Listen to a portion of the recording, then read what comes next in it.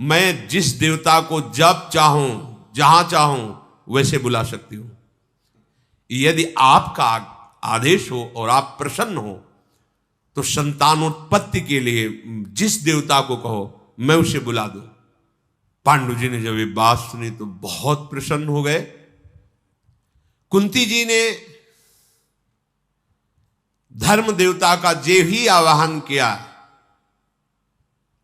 तत्काल उसी क्षण भगवान धर्म उपस्थित हुए। भगवान धर्म ने कुंती जी को एक पुत्र प्रदान किया।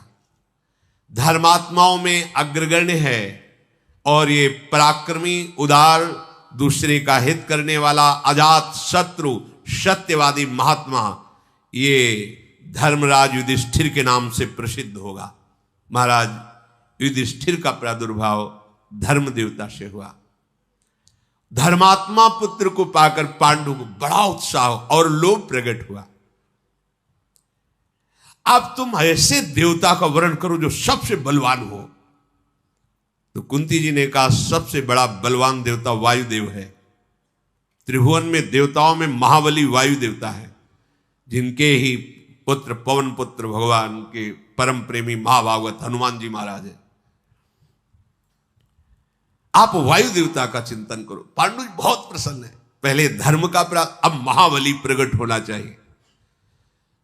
कुंती जी ने पवित्र होकर प्राण संयम करके प्रयोग विधि के द्वारा मंत्र का जे ही जप किया तो समस्त प्राणियों में प्राण बल संचालन करने वाले भगवान वायुदेव उपस्थित हो गए। मृग पर आरूढ़ और गर्जना करते हुए भयंकर आवाज में बोले, कुंती क्या अभिलाषा है तुम्हारी, मैं क्या तुम्हें वर प्रदान करूं। कुंती जी ने प्रणाम करते हुए मुस्कुराते हुए कहा, भगवान मुझे एक ऐसा महाबली विशालकाय पुत्र चाहिए जो विश्व में बड़े बड़े बलियों के घमंडों को चूर कर दे, बिना अस्त्र के, घूंसे के प्रहार से। ऐसा बलवान चाहिए। वायुदेव ने भयंकर पराक्रम प्रकट करने महाबाहु भीम को जन्म दिया। महाबली पुत्र जब वायु देवता से प्रकट हुआ तो आकाशवाणी हुई, कुंती इसके समान बलवान विश्व में कोई नहीं, महाबलशाली है। बहुत प्रसन्न हुई कुंती। वायु देवता अंतर ध्यान हुए। अभी 10 दिन के ही थे भीम कि वो गोद में लेकर के सरोवर में स्नान करने के लिए जा रही थी। तो जेव ही कुटिया से बाहर निकली तो पर्वत के समीप से निकलना था। वहां कंदरा में एक सिंह बैठा था। उसने दहाड़ मारी कुंती को देखकर। महाराज पांडु सावधान रहते थे। तुरंत धनुष में प्रत्यंता चढ़ाई और सिंह का वध किया। पर दहाड़ सुनकर एकदम कांप गई कुंती, तो हाथ से भीम गिर गए तो वो पहाड़ की चट्टान चूर चूर हो गई। भीम के गिरने मात्र से 10 दिन के है, भारी पहाड़ की चट्टान ऐसे चूर चूर हो गई। गिरते समय अपने अंगों से पर्वत शिला को धूल कर दिया। महाराज पांडु और कुंती देखकर बड़े आश्चर्य। अब कोई प्रहार नहीं, केवल गिरा 10 दिन का बालक, एक पहाड़ चूर चूर हो गया। चंद्रमा मघा नक्षत्र पर, बृहस्पति सिंह लगन पर, सूर्यदेव दोपहर के समय त्रयोदशी तिथि को मैत्र मुहूर्त में अविचल बल वाले भीमसेन का जन्म हुआ। जी, इधर भीमसेन का जन्म हुआ था, उधर दुर्योधन का जन्म हुआ था। भीमसेन के जन्म लेने के बाद पांडु को और उत्साह हुआ, जैसे लाभ पे लोभ और बढ़ता है। उन्होंने कहा कि अब एक ऐसा पुत्र होना चाहिए जो सबसे बड़ा धनुर्धर हो, दिव्यास्त्रों का ज्ञाता हो और शास्त्रों का पंडित हो।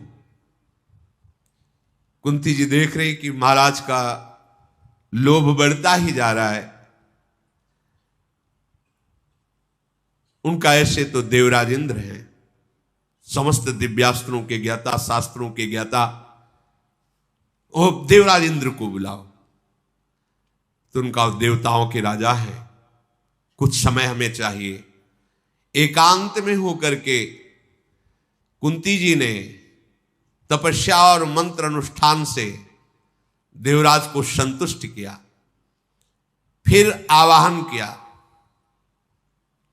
महाराज पांडु के कहने पर देवराज इंद्र का जो ही आवाहन हुआ तो देवराज इंद्र पधारे और कहा, तुम्हें ऐसा पुत्र प्रदान करता हूं जो धनुर्विद्या का ज्ञाता और समस्त शास्त्रों का ज्ञाता होगा। फाल्गुन मास दिन के समय पूर्वा फाल्गुनी उत्तरा फाल्गुनी नक्षत्र के संधि काल में फाल्गुन मास फाल्गुनी नक्षत्र में जन्म लेने के कारण उस बालक का नाम फाल्गुन हुआ, जिसे अर्जुन नाम से पुकारा गया। देवराज इंद्र के द्वारा अर्जुन का प्रादुर्भाव हुआ। जब अर्जुन प्रकट हुए तो आकाशवाणी हुई, कुंती देवी, ये समस्त प्राणियों का हित करने वाला, इतना बलवान तेजस्वी, भगवान शंकर के समान इसकी भुजाओं में बल, देवराज इंद्र के समान ये धनुर्विद्या का ज्ञाता और वामन भगवान के समान देवताओं को सुख प्रदान करने वाला, इसका नाम अर्जुन होगा। ये सदैव तुम्हारी प्रसन्नता को बढ़ाएगा। माद्री जी ने देखा कि कुंती जी के तो 3 तेजस्वी पुत्र हो गए, पांडु जी के समीप आई और कहा, भगवान मैं तो कह नहीं सकती कुंती जी से। क्यों? क्योंकि देखो हर तरह से मैं उनसे सुंदर हूं और सौभाग्यशालिनी हूं, पर मुझे महारानी पद नहीं मिला। महारानी पद कुंती को मिला क्योंकि पहले उनका वर्ण किया।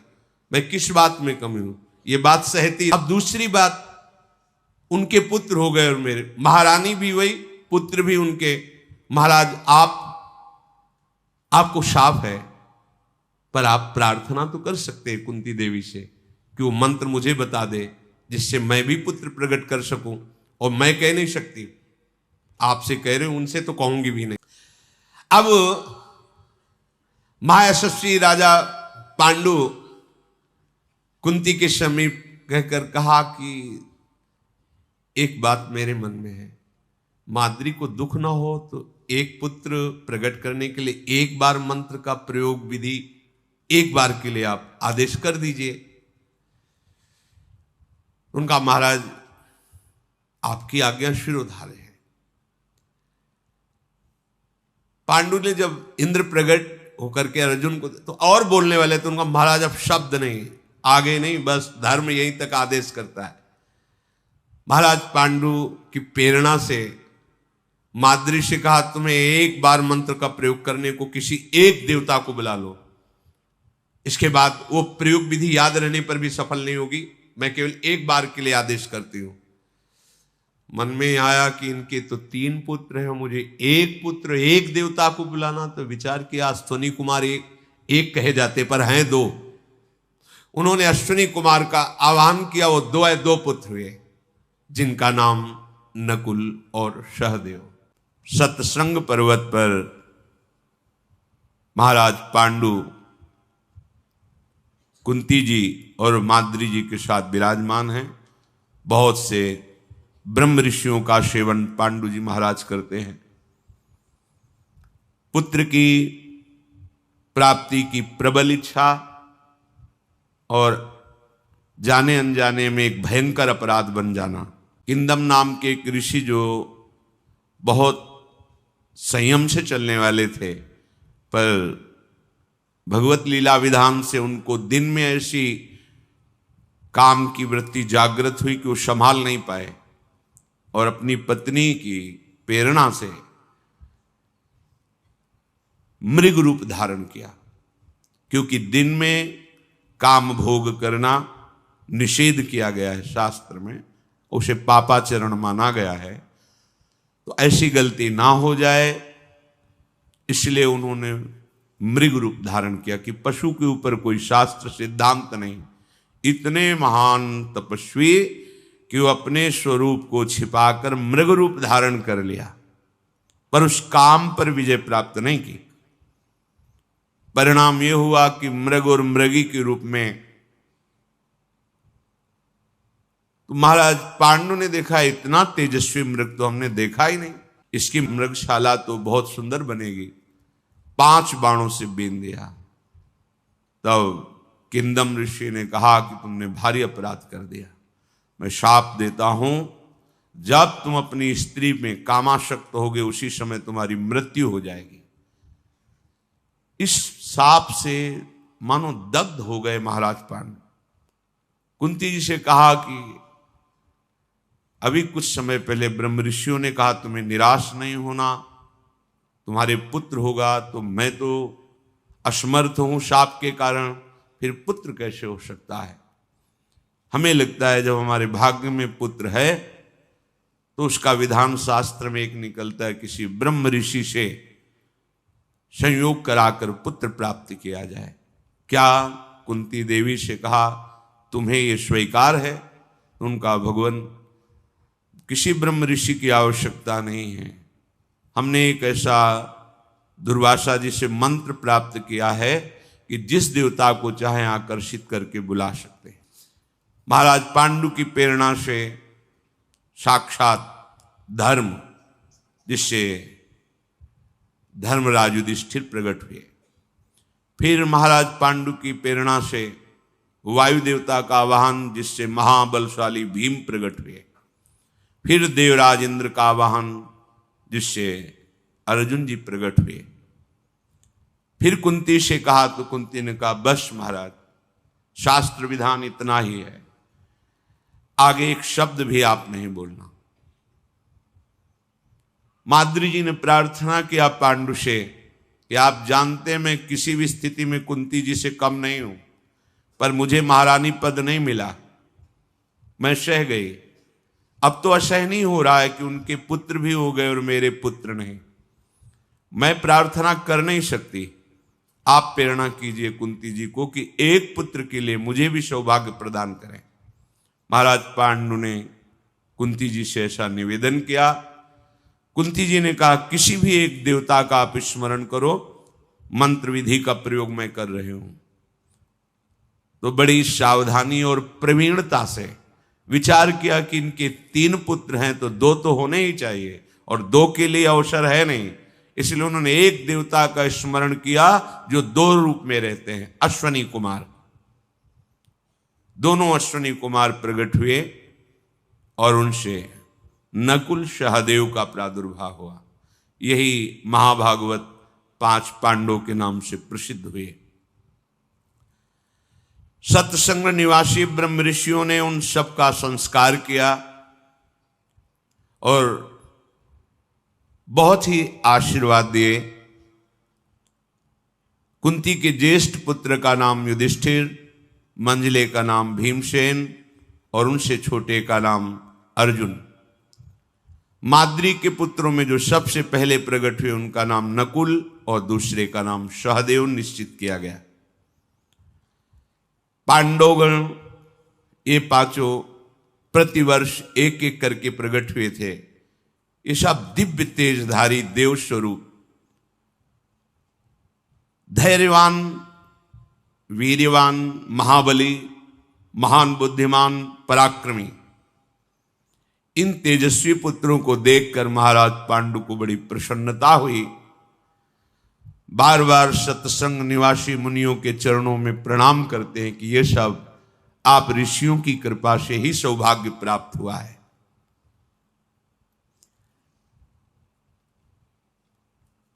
कुंती जी समान वात्सल्य वाली थी। समान वात्सल्य, माद्री जी के पुत्रों में और अपने पुत्रों में किंचित भेद ना रखना और समान दुलार करना।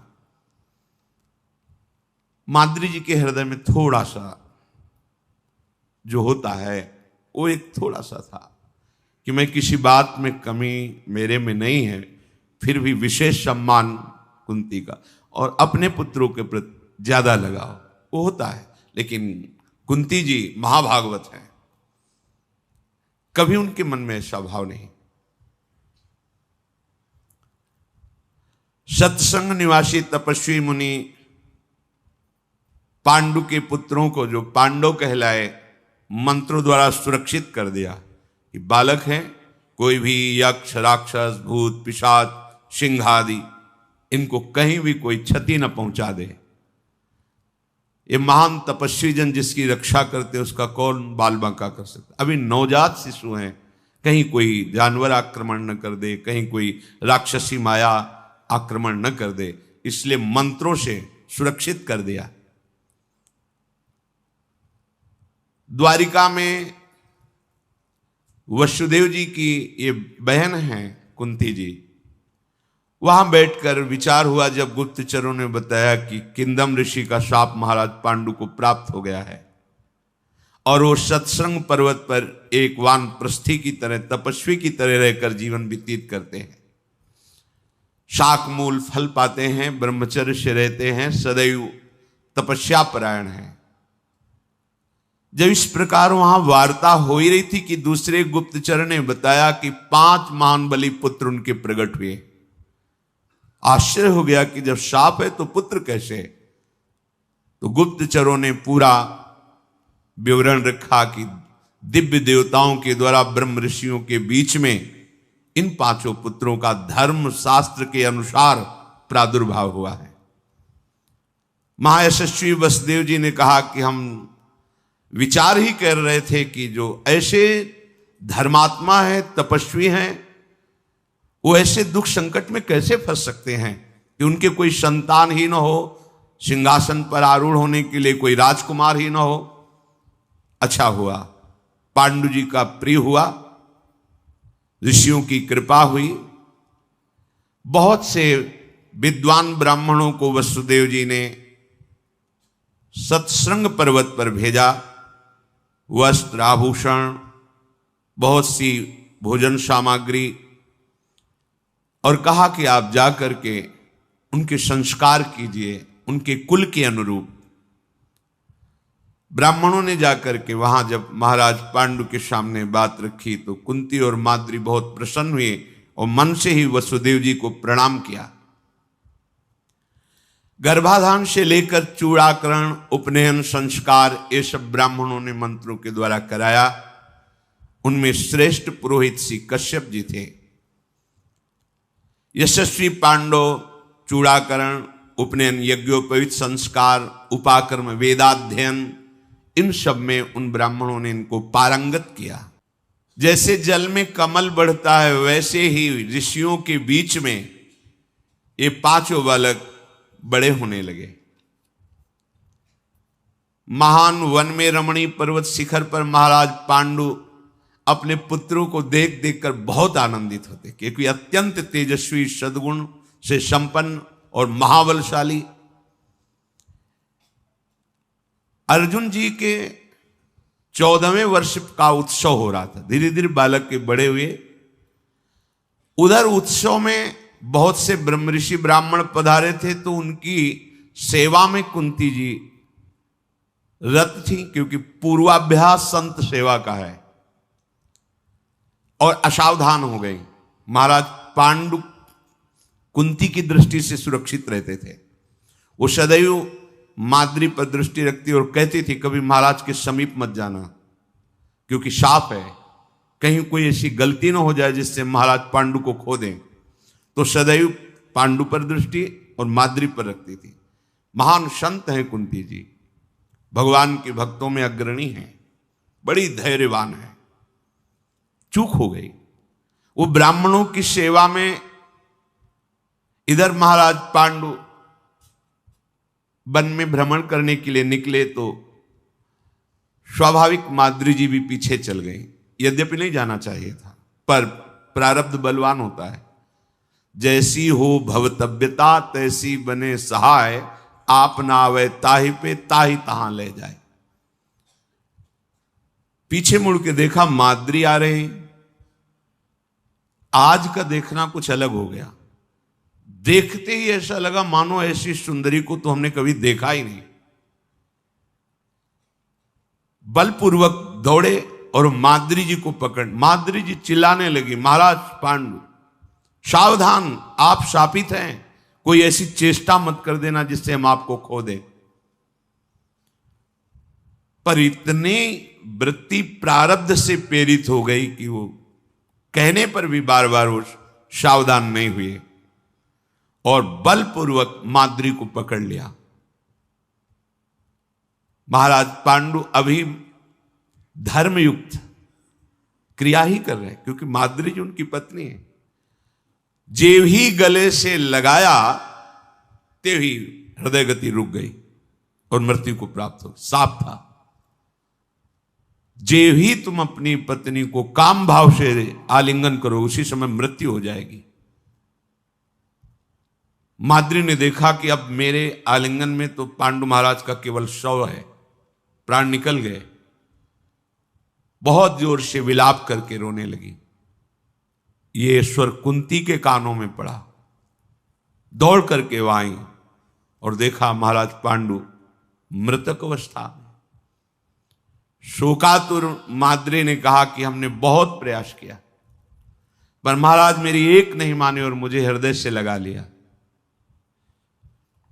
कुंती जी ने बालकों को वहीं रोक दिया, नजदीक नहीं आना, और कहा तुमसे हमने कहा था कि कभी महाराज के समीप, इतने समीप मत रहना कि तुम्हें छू सके।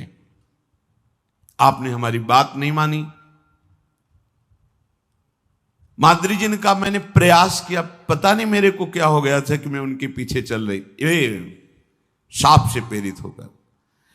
इसीलिए बहुत सावधानी पूर्वक जीवन काटना चाहिए।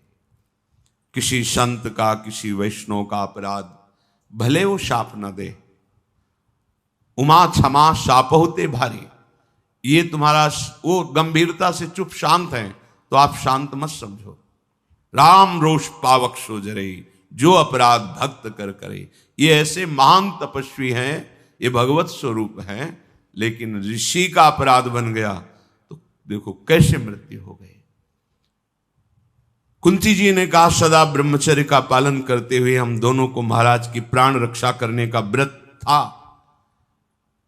माद्री जी ने कहा मैंने महाराज की रक्षा ही की है, पर उनके बल के सामने मेरा बल थोड़ी काम करेगा। उन्होंने बलपूर्वक मुझे हृदय से लगाया, आलिंगन किया। मैंने महाराज को रोकने की चेष्टा की, लेकिन दुर्भाग्य सफलता को प्राप्त हुआ। मेरा दुर्भाग्य सफल हो गया। पांडु महाराज मृत अवस्था को प्राप्त, ये हमारा दुर्भाग्य सफल होना था। माद्री का वचन सुनकर के कुंती बहुत शोक से युक्त हो गई। महाराज पांडु का मुख शांत, एकदम मृत अवस्था में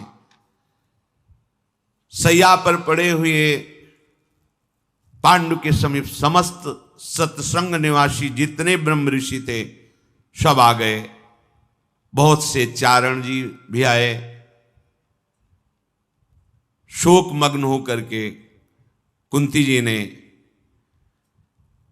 सबसे कहा कि अब जो क्रियाएं होती हैं हमें तो पता नहीं, आप सब ब्रह्म ऋषि कैसे महाराज की अंतिम क्रिया हो वो करना चाहिए। कुंती जी ने कहा मैं इनकी ज्येष्ठ रानी हूं, इसलिए इस क्रिया पर ज्येष्ठ अधिकार मेरा है। मैं अपने स्वामी के साथ उनकी चिता में जल करके उनका साथ दूंगी। सब ब्रह्म ऋषि इस बात का अनुमोदन करें। माद्री बोली कदापि नहीं, सब जगह आप आगे हो, लेकिन यहां मैं आगे रहूंगी, क्योंकि महाराज मेरे पर आसक्त होकर शरीर छोड़ा तो मैं महाराज के लिए अपना शरीर उनकी चिता में भस्म करूंगी। और एक हृदय की बात कहती हूं, मेरे हृदय में आपके प्रति बहुत आदर है, पर मेरी सामर्थ्य नहीं कि मैं आपके पुत्रों को अपने पुत्रों जैसा पालन कर सकूं। और आप में स्वभावता यह है कि आप अपने पुत्रों में, मेरे पुत्रों में भेद ना अभी रखती हो ना कभी रखेंगी।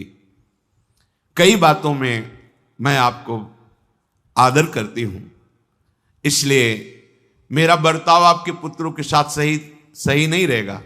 मेरा हृदय जानता है, ईर्ष्या से युक्त है, इसलिए आप हमारे पुत्रों का पालन करें। और महाराज मेरे पर आकर्षित हुए, इसलिए मैं साथ में चिता में जलूंगी। कुंती बोली हे महात्माओं, हे ऋषियों, पांडु महाराज का जैसे परम मंगल हो वैसी अंत्येष्टि क्रिया करो।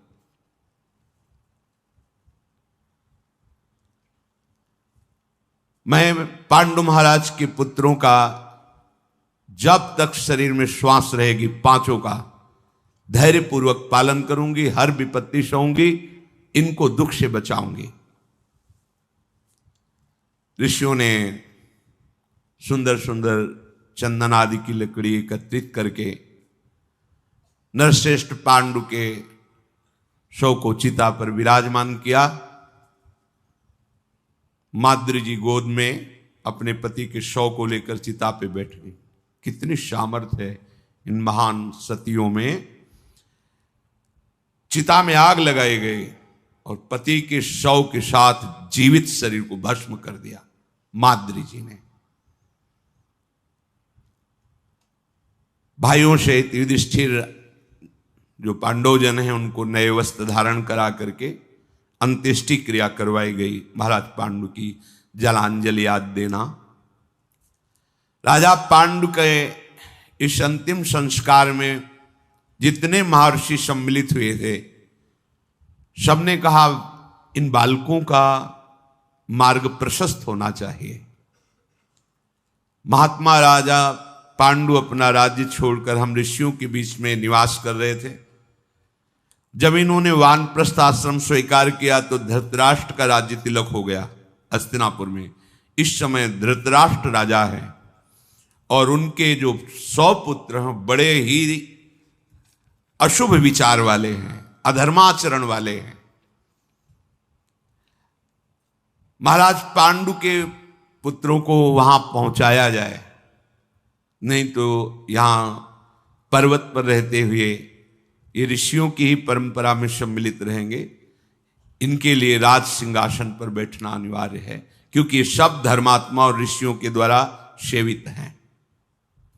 इस प्रकार सलाह करके देवतुल्य उदार चेता सिद्ध महर्षियों ने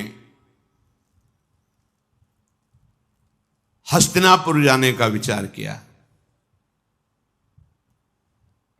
माद्री और पांडु की अस्थियों को ले लिया, पांचों पांडवों को और कुंती जी को अपने दिव्य तपोबल से हस्तिनापुर के बाहर तत्काल पहुंचा दिया और समस्त ब्रह्म ऋषि साथ में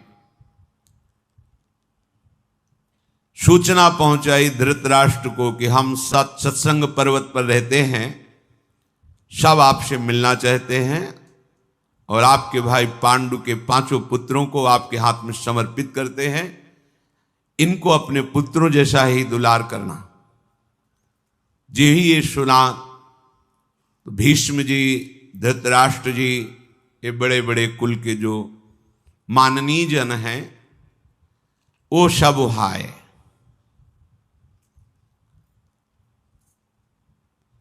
मुनियों ने द्वारपालों द्वारा सूचना पहुंचाई तो संपूर्ण नगर के नर नारी महाराज पांडु के पुत्र पधारे हैं, सब दर्शन करने के लिए आए। 2 घड़ी दिन चढ़ते चढ़ते सहस्त्रों पूर्वासी, बड़े बड़े तपस्वी मुनि, बड़े बड़े राजमंत्री, ये सब उपस्थित हुए। शांतन नंदन भीष्म, सोमदत्त, वाल्मीकि, महाराज धृतराष्ट्र, संजय, विदुर जी, सत्यवती और काशीराज की दोनों कन्याएं, गांधारी, ये सब दर्शन करने के लिए नगर से बाहर आए। दुर्योधन आदि जो कौरव ये 100 आभूषणों से विभूषित होकर के ये आए। सब ने पहले महर्षियों को प्रणाम किया जो सत्संग ऋषि निवासी हैं। पुरोहितों ने मंत्र उच्चारण करके स्वस्ति वाचन करके सब ऋषियों को अर्घ्य दिया। जनपद के सब स्त्री पुरुषों ने धरती पर माथा टेक कर सत्संग निवासी ऋषियों का अभिवादन किया, प्रणाम किया। समस्त जन समुदाय शांत भाव से हाथ जोड़े खड़े। फिर भीष्म जी ने महर्षियों का सम्मान करके आपके आगमन से हमारा हस्तिनापुर परम भाग्यशाली हुआ। सब मृगचर्म धारण किए हुए ऋषि जन हैं। हे कुरुनंदन भीष्म, ये पुत्र पांडवों के हैं मैं इस साक्षी हूं, समस्त ऋषि इस बात के साक्षी हैं। विषय भोगों का परित्याग करके ये बाल्यावस्था से ब्रह्मचर्य का पालन करते हुए ऋषियों के समान तेजस्वी, महान धर्मात्मा और अद्वितीय बल वाले पुत्र हैं। हम सब सत्संग निवासी जितने भी ऋषि हैं इनको पुत्र की तरह मानते हैं। महाराज पांडु ने हम सबको अपनी सेवा से प्रसन्न कर लिया है। ये धर्मराज के द्वारा प्रकट हुआ बड़ा युधिष्ठिर है। वायु के समान पवन पुत्र ये भीम महाबली है। इंद्र के समान ये धनंजय अर्जुन सबसे बड़ा धनुर्धारी, और रूप में और बल में नकुल सहदेव बहुत ही सुंदर अश्विनी कुमारों से प्रकट हुए हैं। इनका नाम जो नकुल सहदेव है। अनंत तेज संपन्न ये पांडु कुमार हम आपको समर्पित करते हैं। किसी भी तरह से इनको कोई कष्ट नहीं होना चाहिए। भीष्म जी, आप जानते हैं समस्त धर्मों को, और आप ये भी जानते हैं कि धृतराष्ट्र के मन में क्या चल रहा और कौरवों के मन में, जो 100 भाई हैं। आपको बताना नहीं है, आप पांडवों की रक्षा करना। और ये माद्री और महाराज पांडु की अस्थियां हैं। आप अपने कुल परंपरा अनुसार उनका अंत्येष्टि जो होता है वो कीजिए। देखते ही देखते समस्त ऋषि अंतर्धान हो गए, क्योंकि सब दिव्य तेज संपन्न थे। सब हस्तिनापुरवासी उस दिशा को नमस्कार किया जिधर से ऋषि जन अंतर्ध्यान हुए। फिर महाराज पांडु और माद्री की अस्थियों को लेकर के भीष्म जी, विदुर जी गंगा जी के तट पर अस्थियों को रखकर बहुत विषाद किया कि ऐसे धर्मात्मा राजा को हमने खो दिया है। फिर उत्तम ब्राह्मणों के द्वारा अंत्येष्टि क्रिया कराई। भीष्म जी, विदुर जी, धृतराष्ट्र जी, पांडव और कुरुकुल की स्त्रियों सहित जलांजलि अर्पित की गई। तदनंतर कुंती जी, धृतराष्ट्र जी, बंधुओं सहित भीष्म जी पांडु के उन 5 पुत्रों को महल में ले गए और उनके हाथों से ढेर सारे रत्न ब्राह्मणों को दान कराए। मरण शौच जब निवृत्त हुआ तो पांडवों को शुद्धि स्नान कराया गया। श्राद्ध की समाप्ति होने पर भगवान व्यास जी पधारे और सत्यवती जी से कहा, मां, अब तुम्हारे यहां रुकने का समय संपन्न हुआ। मैं देख रहा हूं आगे भयंकर विपत्ति आने वाली है, बहुत बुरे दिन आ रहे हैं। ऐसा भयंकर समय आएगा कि आप देख नहीं पाएंगे। छल कपट का बोलबाला होगा, इसलिए विपत्ति पर विपत्ति आएगी। जहां छल कपट होता है वहां विपत्तियों का तारतम्य लग जाता है। ये दुर्योधन महान अन्यायी है। अब तुम यहां से चलो, हस्तिनापुर में तुम्हें नहीं रहना। सत्यवती जी भगवान व्यासदेव जी की मां है, और मैं जो तुम्हें उपदेश करूं उसके अनुसार जीवन समाप्त करो। भगवान व्यासदेव जी ने योग वृत्ति का उपदेश किया। चित्त वृत्ति का निरोध करके परमात्मा में अपनी वृत्ति को लगा देना। मैं नहीं चाहता कि जिस कुल को तुमने सजाया है तुम्हारे सामने विनाश हो और तुम उसे देखकर दुखी हो। और ये अंबिके, तुम्हारा पौत्र महान अन्यायी होगा, इसलिए तुम भी नहीं देख पाओगी। हमारी मां सत्यवती के साथ चलो। पुत्र शोक से तुम्हें पीड़ित नहीं होना है, चलो। बड़ा भगवान का कृपा प्रसाद होता है कि जिस घर में कोई महाभागवत हो वो सब बना देता है। फिर तो भगवान व्यासदेव जी हैं। अंबिका जी और सत्यवती को साथ लेकर के एकांत जंगल में भगवान व्यास देव जी ने तपस्या की पद्धति और चित्तवृत्ति कैसे परमात्मा में लगाई जाती है ये उपदेश किया। कुछ समय में ही योगाग्नि से उन दोनों का शरीर भस्म हुआ और वो भगवत धाम को प्राप्त हुई।